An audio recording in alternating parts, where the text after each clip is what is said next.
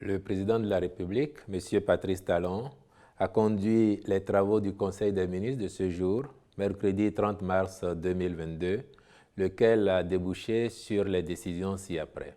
Au chapitre des mesures normatives, les conditions de déroulement de la campagne de commercialisation 2021-2022 des noix de cajou.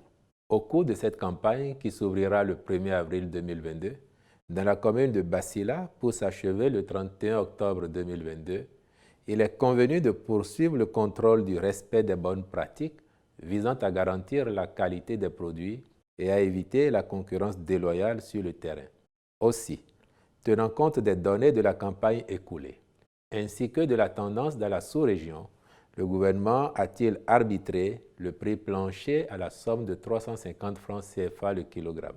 Le ministre de l'Industrie et du Commerce et le ministre de l'Agriculture, de l'Élevage et de la Pêche veilleront au bon déroulement de la campagne, de même qu'au contrôle et à la certification des instruments de pesage afin de préserver les intérêts des producteurs.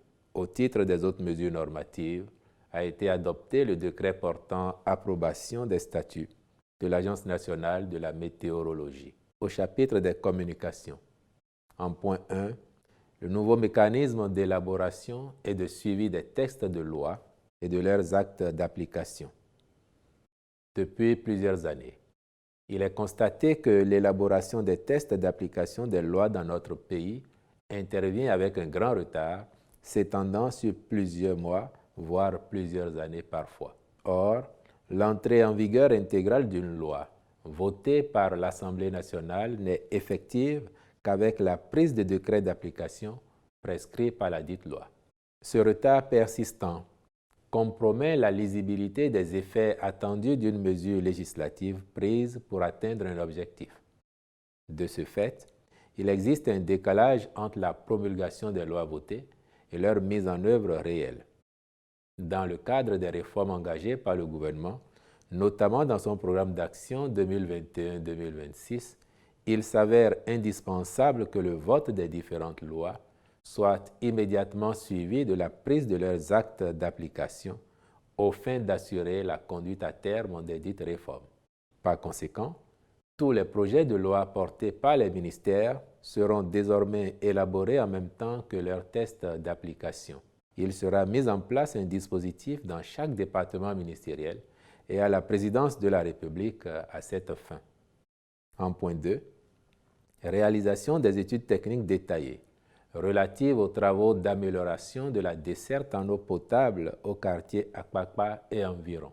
Les besoins dans ce quartier et les localités environnantes sont estimés à 2500 m3/h contre une fourniture moyenne de 1300 m3/h actuellement.